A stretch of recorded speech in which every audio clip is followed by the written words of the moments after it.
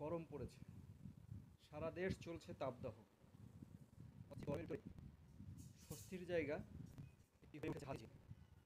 এই হাতির ঝিলে স্বস্তি পেতে মানুষ অনেকটাই আসতে শুরু করেছে হাতির ঝিলে। সন্ধ্যা হলেই হাতির ঝিলের এই এলাকাগুলি দেখবেন মানুষ আড্ডা দিচ্ছে সুন্দর স্বস্তির আশায়। গত কালকে রাতে একটু বাতাস ছিল, আজকে কিন্তু ওরকম বাতাস নেই, গরম পড়েছে রাতে। একটু বাতাস থাকলেও লোকজন এসে একটু স্বস্তি পেত। আশপাশের লোকজন অনেকেই এই হাতির ঝিলে এসে একটু স্বস্তির আয় গাছের নিচে দাঁড়িয়েছে। তো আমার মনে হচ্ছে যে এরকম স্বস্তির জায়গা, সবুজায়ন ঢাকা শহরের আরও যদি জায়গাগুলো থাকতো, রাত্রেবেলাটা একটু ঘোরার যদি একটু অবস্থান থাকতো, মনে হয় মানুষ একটু স্বস্তি পেত। ঢাকা শহরের রাস্তাঘাটের গাছপালার যে অবস্থা, শহরের বেশিরভাগ অংশেই গাছপালা নাই বললেই চলে। এর মধ্যে একটু স্বস্তির জায়গা হচ্ছে হাতির ঝিল, রমনা পার্ক। রমনা পার্কে আবার রাত্রেবেলা একটু ঘোরা নিয়ে ঝামেলা। তো দিনের বেলা ঘোরাঘুরি করা যায়, ওইখানে একটু প্রকৃতির সঙ্গে থাকা যায়। তো এখন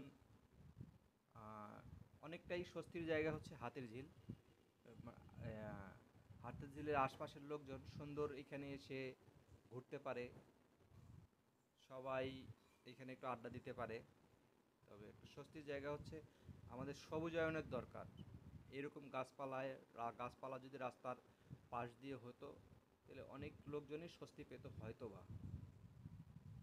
হয়তোবা কি, যেটা হচ্ছে যে আমরা একসময় আমি ঢাকায় আসার পর দেখছি যে এয়ারপোর্ট রোডে এত গাছ ছিল যে গাছের ছায়ায় কেউ যদি মনে করতো যে বনানী থেকে এয়ারপোর্ট গাছের ছায়ায় ছায়ায় হেঁটে যাবে, যেতে পারতো।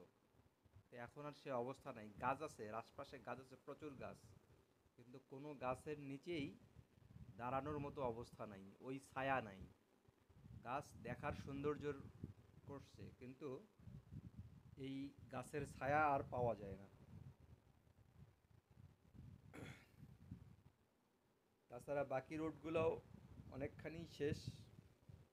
উন্নয়নের সঙ্গে সঙ্গে গাছেরও উন্নয়ন হয়ে গেছে, গাছও শেষ হয়ে গেছে।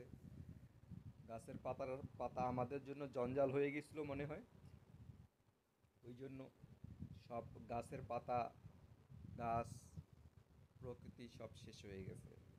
এখন প্রকৃতি খুঁজতে গেলে এরকম ভাড়া করা জায়গায় খুঁজতে হবে, যেখানে দেখা গেল যে পেমেন্ট পেমেন্ট দিয়ে ঢুকতে হবে, প্রকৃতির খোঁজে আপনাকে আসতে হবে।